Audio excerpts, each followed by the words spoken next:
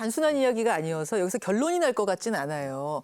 4월 17일까지 최종안을 국회에 제출한다고 하니까 이번에는 제발 많은 사람들의 이야기를 듣고 좀 다듬어진 채 나왔으면 좋겠다. 이런 바람을 전하면서 다음 주제로 넘어가 보죠. 검찰이 이재명 대표를 불구속 기소했습니다. 대장동 의혹이 불거진 지난 2021년 9월 이후 1년 6개월 만입니다.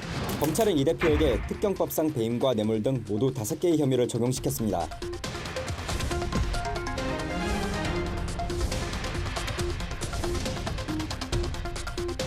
검찰의 정치적 탄압임이 너무나 명백하고 당이 단결하고 단합하는 모습을 신속하게 보여주는 것이 필요하다. 정치 탄압이라는 거에 대해서 뭐 부동의한다는 의견도 취합하신 걸로 아는데.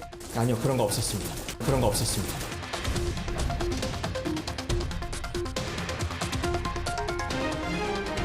전해철 의원께서는 어제 기권을 하고 퇴장을 하셨습니다. 해석에 논란이 있다. 같이 논의를 해야 된다.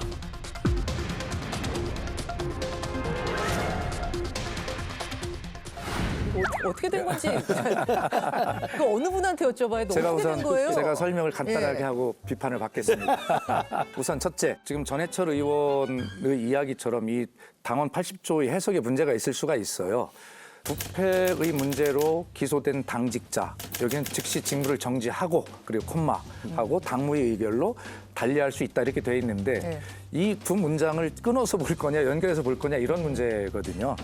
어쨌든 제가 볼 때는 일단 정지하고가 그 당시에 당원을 마련한 그 취지에 저는 더 맞다 그렇게 생각을 합니다. 물론 우리가 이것을 검찰 독재를 규정을 하고 당 최고위가 또 의원총회가 그렇게 계속 규정을 해왔기 때문에 이것을 달리 토론을 해서 검찰 독재냐 아니냐 뭐라고 하는 이러한 검찰이 부당한 처사나 이런 것들에 대해서 결론을 내지 않아도 내용상은 크게 부자연스러울 건 없습니다만 그렇다 하더라도 이 중요한 문제에 대해서 몇 시간 만에 당무회 소집해서 그냥 막 의결하고 이러는 것보다는 차라리 절차를 정확하게 밟고 그렇게 당당하게 했어야 그래도 좀 덜 면구스럽지 않았을까 하는 생각이 들고요. 김의겸 의원의 그 브리핑은 아마 전해철 의원이 정식으로 이제 회의 절차가 진행이 되기 전에 먼저 개인 의견처럼 이야기하고 나갔으니 그랬으니 여기에 참석했던 전체 의결에 참석했던 것은 만장일치다라고 그렇게 쉽게 생각했던 것 같습니다. 기권한 사람 빼고 만장일치였다 이런 그렇게 표현이었을 생각한 것 것이다. 이재명 당대표가 어찌됐든 간에 제3자 뇌물죄하고 특정경제가중처벌법상의 배임죄로 기소가 됐잖아요. 그러면 그 당원 80조에 따라서 기소와 동시에 직무를 정지하고 당무를 열어서 정치 탄압이라고 자기들은 논의를 해서 구제를 해주면 되는 거예요. 그러면 직무를 정지하는 것을 단 몇 시간이라도 해놓고 하면 되는 거 아닙니까? 왜 그렇게 서둘렀다고 그러면은 김 교수님은 겁나는 거예요. 제가 볼 때는 직무 정지하고 만약에 7시간 만에 뚝딱딱 해갖고 구제를 해줬잖아요. 그 7시간 동안 직무 정지하는 때 그 빈틈도 저는 두려웠다고 생각합니다. 두려워서. 그렇지 않고서 왜 이렇게 합니까? 기소와 동시에 직무를 정지하고 윤리심판원에 조사를 요구할 수 있다. 그리고 사망에 정치 탄압으로 여겨질 경우 당무위원회 의결을 거쳐서 달리할 수 있다는 데 있거든요. 그러면 사항에 그렇게 징계가 풀리면 직무정지가 다시 풀린다고 돼 있어요. 그러면 법의 논리상 직무정지가 먼저 된 다음에 구제 절차를 하고 풀리게 돼 있는 건데 7시간만큼도 직무정지도 못합니까? 그 왜 그렇게 하는 거죠? 분명하게 직무를 정지하고 그리고 뒤에 윤리심판원 할 수 있다리 돼 있는데 할 수 있다가 앞에 문장 뒤에 문장 두 문장에 다 해당이 되느냐 아니냐의 문제 아닙니까? 그래서 그렇게 직무를 정지할 수 있다로 함께 해석할 수도 있는 부분이 있다는 거예요.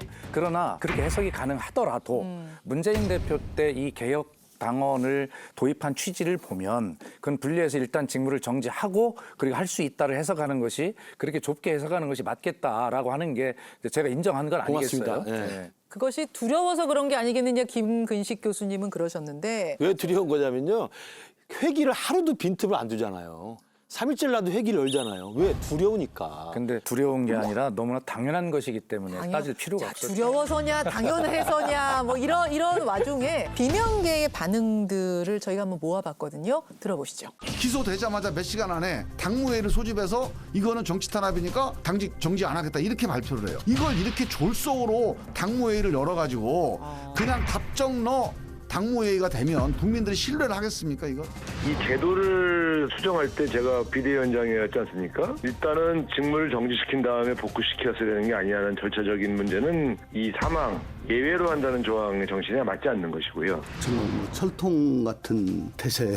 저는 이 전반적으로 과유불급이다라고 생각합니다. 이 너무 이 방탄 쪽으로 우리 당이 고착화되는 거 아니냐, 이미지가. 쫓기듯 허겁지겁 형식적 절차는 밟았다고는 하지만 그것이 정당성을 담보하는 건 아니거든요. 쫓기듯 그렇게 찌질한 모습을 보인 것이 영 상쾌하지가 않습니다.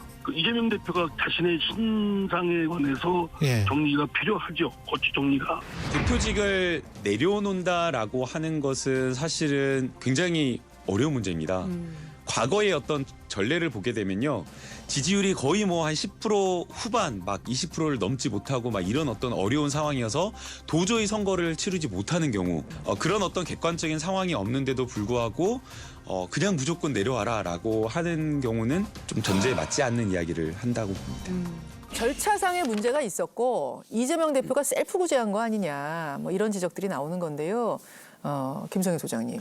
일단 공소장이 급하게 작성돼서 기소가 됐던 것부터 지적을 해야 된다라고 생각합니다. 이번 사건에서 핵심은 이재명 대표가 뇌물을 받았느냐 아니면 최소한 측근들이 뇌물을 받아서 그것을 이재명 대표의 정치적 활동에 썼느냐 이 두 부분이 규명돼야 된다고 생각하거든요.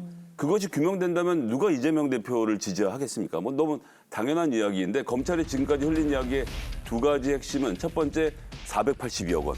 이거 저수지에 묻어놓고 나중에 쓰려고 했다. 이렇게 중요한 사실이 공소장에 안 적혀 있잖아요. 그리고 두 번째는 김용 부원장이 받았다는 8억 3천만 원. 이거 대선 경선 기간에 예비 경선 기간에 호남의 돈을 풀었네 뭐네 이런 것도 기사가 많이 나오지 않았습니까? 네. 이런 것이 공소사실에 적시되지 않았어요. 그렇다라고 하면 급하게 준비해서 정치적으로 기소한 건이기 때문에 거기에 대한 반발은 민주당 내 반발은 이건 정치적 기소다라고 정하고 정치적으로 대응할 수밖에 없는 상황이 전 있었다고 봅니다. 그러니까 시간을 지체할 필요가 없는 상황 아니었느냐 그 말씀이세요? 제가 이해가 안 되는 게 지금 428억 뇌물이 공소장에서 빠졌으니까 당무 정지를 안 하는 게 맞다라고 말씀을 하시는데 이 사건 보면 벌써 구속되고 기소된 당시 이재명 성남시장의 최측근들 보면 일반 공무원 같으면 건설업자하고 밥 한 끼 먹어도 그거 징계감이에요. 근데 이거는 거의 한 몸처럼 움직였거든요. 사업 계획을 사실 민간업자하고 성남시청에 있는 공무원들하고 같이 짠 꼴이에요. 만약에 일반 공무원 같으면 그 책임자가 직위해제 안 당해요? 그런 의미에서라도 당연히 직무정지는 충분히 검토가 됐어야 되는 거고 사실은 일반 공무원 같으면 벌써 직위해제가 됐을 만한 사안이죠. 근데 이거를 검토도 제대로 안 하고 셀프 구제해놓고 이게 맞다라고 주장하시는 건 정말 국민들이 납득하기 어려워요. 이게 지금 맞다라고 저희가 뭐 주장을 하고 있는 것이 아니고요. 그 내용을 가지고 좀 토론하자는 건 아니지 않습니까? 그 과정이 어땠느냐인데요. 이번에도 보면 428억 저수지 이런 거는 너무 선정적이어서 이재명 대표나 민주당의 치명타였거든요. 그렇게 중요한 핵심적인 사실을 증거를 확보하지 못하고 그래서 공소장에 쓰지도 못했다라는 것을 민주당의 구성원들이 알았을 때 아마 한동훈 장관이 노웅래 의원 체포동의안 설명할 때와 같은 분노가 있었을 겁니다. 그렇기 때문에 이것은 부당한 정치 탄압이다라고 하는 것에 대해서 쉽게 동의가 됐고 그렇기 때문에 그 절차를 자세히 따지지 않고 그냥 그렇게 쉽게 빨리 결정을 할 수밖에 없었던 그런 내부적 사정이 있었겠죠. 노웅래 의원과 관련돼서 짧게만 코멘트 하나만 하면요. 그러니까 이게 지금 90일 전입니다. 굉장히 급해서 구속해야 된다라고 했는데 기소도 안 했어요. 구속을 해야 될 만큼 사안이 시급하고 중요하다라고 본다라면서 그렇게 나와서 얘기까지 하고는 석 달이 지났는데 검찰이 왜 이렇게 타이밍을 갖고 장난을 치냐는 거죠. 자, 그럼 여기서 잠깐 뜬금없는 한 바퀴 좀 돌아보죠.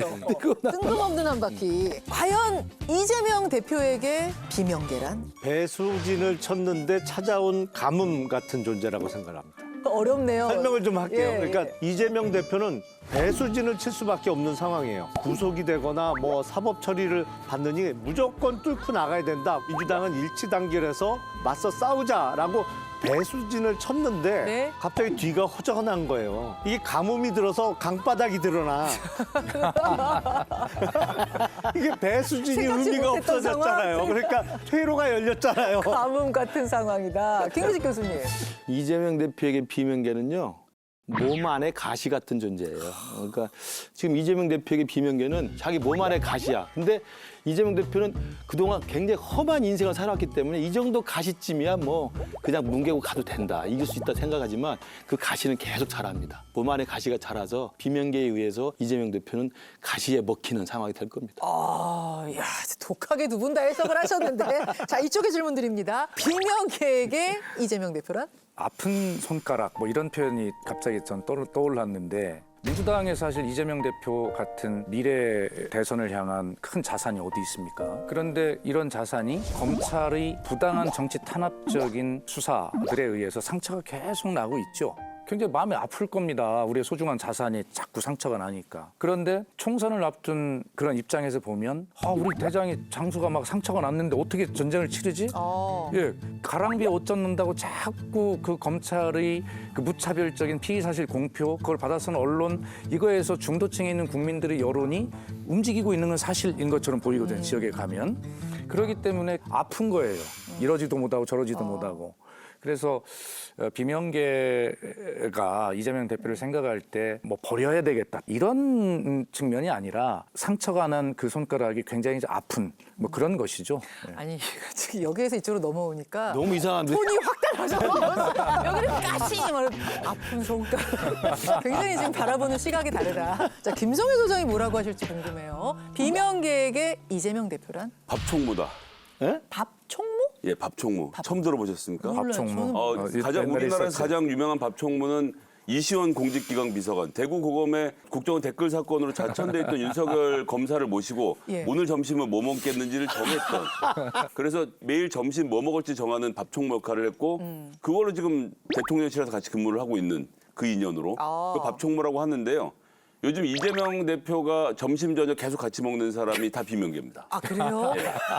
귀에 피가 날 때까지 듣고 있습니다. 이런저런 얘기들 들어서 앉으면 의원들마다 정색하고 굉장히 긴 이야기들을 전하고 있다라고 가감 없이 해요. 한대요, 막? 아마 가감 없이 해서 제가 이야기했던 의원들 몇 사람한테 얘기를 예. 들어봤는데 본인 말은 별로 안 하고 예. 주로 얘기를 듣는답니다. 그래서 뭐 지금 연재인 사정은 이렇고 이렇게 하시는 게 좋겠다, 저렇게 하는 게 좋겠다는 이야기를 전하고 있다는데 그런 이야기를 듣고 이재명 대표가 이제 앞으로 어떻게 변하게 될 건지 이런 것들 좀 기다리고 있는 상황이 아닌가라고 봐서요. 더 많은 대화가 필요하다고 생각합니다. 밥 근데 총무다. 두 분은 지금 네. 비명계 입장이 아니라 범명계 입장이에요. 이 정도는 범명계지 뭐 아픈 가시다, 밥총무다. 제가 볼 때 진짜 비명계 입장에서 제가 이야기해보면 이재명은 뭐냐면요. 인질범이에요. 집 밖에서 떠돌아다니던 장돌뱅이 하던 분이 어느 날 갑자기 집 안으로 들어오더니 인질을 딱 잡고 나 도망갈 수 있게 도주를 열어라 라고 하고 있는 상황이에요. 거기에서 인질은 뭐 당해요? 비명계죠. 근데 비명계 암달은 뻔하죠. 스톡홀름 증후군이 걸려가지고 이재명과 동화가 되든가. 그럼 이제 범명계가 되는 거지. 그렇지 않고 같이 경찰과 싸워서 인질범을 잡아서 경찰서 넘기든가. 둘 중에 하나예요. 정상적인 절차를 거쳐서 당대표가 된 사람을 장돌뱅이가 집을 밀고 들어왔다고 표현하시면 그러면 민주당은 한 200만 명 가까이 되는데 그 사람들을 너무 모욕하시는 발언이 범명계가 아니고 그런 이제 걸 반명계 입장에서 제가 말씀드린 네. 거예요. 그러니까 반명계. 저는 일단 이재명 대표가 저를 범명계로 생각하지도 않을 뿐더러 어쨌든 김기현 의원 당대표를 만드신 정당에서 하신 말씀 좀 아닌가요? 우리는 다 친윤계만 있거든. 제가 비명계로 빙의해서 예. 비명계에게 이재명이란 를 노래로 풀어볼게요. 노래예요, 빙의를 이거는. 잘못하면 사고 나는 거 아니죠? 내 인생에 태클을 걸지만 비명계에게 이재명 대표는 내 인생의 태클이에요. 총선은 다가오니까 네. 공천도 받아야 되고 다시 국회 입성을 해야 되는데 이재명 대표가 있으면 공천도 아리송하고 더군다나 수도권의 현역 의원들은 이게 본선 승리가 의문시되거든요. 자칫하면 자기에게 태클이 걸리는 거예요. 그러니까 내 인생의 태클이지.